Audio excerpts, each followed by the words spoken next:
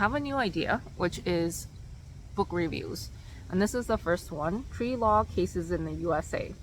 This is the first edition, and there's a new edition that is about 7 years newer, and I believe that was published in 2007. So this one talks specifically about this edition and some of the issues that I had with this book. Maybe they've already been resolved. My plan is to discuss the book quickly and then rate as to whether I think it's worth it for someone to buy out of pocket, especially if you're new to either being an arborist or being a consulting arborist. Some of these books add up quite a bit, so is it worth your money at a particular stage in your career? So what this is it's a summary of a whole bunch of cases on tree law in the United States, and they date back to as early as 1920. It's possible that there was something before that, but basically it's not just recent cases. And they're organized by chapter very broadly, like municipalities and highways, views, real estate, routes, and there's a lot of overlap between each of these chapters, which they clearly state. These are summaries, so they don't provide a lot of information, and the authors and the person who write the foreword, they all recommend that you read more about the case if you're actually interested. It is intended for consulting arborists, lawyers, insurance professionals, and anyone who wants to compare these different cases. The summaries were submitted by a variety of people, different arborists, some attorneys, and also adapted from different books. The things I liked about this book: it's a short book. Each summary is fairly short. At the bottom of each summary, it does explain, it has more information in case you want to look it up. I did try looking it up. Sometimes you have to create an account, let's say with certain superior courts. Sometimes you can find it at aggregating websites like Justia Law, but I'm not sure how else you would access all the details for these cases, and I personally did not look into more than a couple of examples. I also like that at the end there is a summary, kind of like based on all these cases that have been summarized, what are the big lessons that you can take away from it and use it in your own practice. I thought that this was a good introduction to just the types of things that people sue for. Some of them are really silly, like one person drove off a road and hit a tree and wanted to blame that municipality for leaving a tree right there.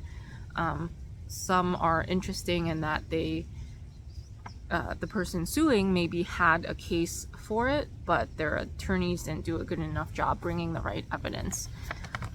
So I think it's a good overview.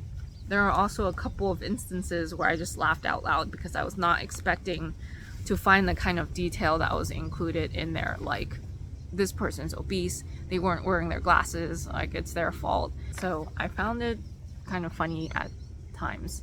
So I had maybe more critiques of this book than I would like to have. I don't think it's a bad book by any means, but I think it could definitely be better. So it's written for someone who has some knowledge of legal terms. So there are a lot of legal terms in here, and they don't explain anything. There's no glossary. So unless you had a dictionary of some kind that you could look things up, you're just kind of guessing from the context what they're trying to say. And I understand that because it's just a summary, so you can't, there's no space to explain what these different terms mean. But it also means that it's a lot, like you have to put extra effort into reading it. I remember the first time I read it years ago, I didn't even know what the difference between a plaintiff and a defendant was. And so I struggled because the words would pop up often in every single summary. And, you gotta know stuff like that to get the most out of this book.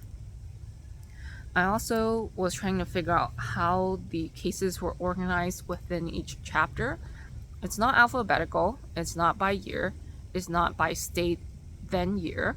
And those are all important things if you're looking for a particular case. it would be good to have it in alphabetical order. At least that's one way to look things up. Or you have it by year, because there are cases that maybe had a certain judgment or decision, and then there's a new case that sets a new precedent. And some of that occurs within states, because every state, county, etc., they have different laws. So it would have been helpful to have some kind of organization that way, but I just didn't find anything consistent. And since these summaries were submitted by different people, the language is very inconsistent.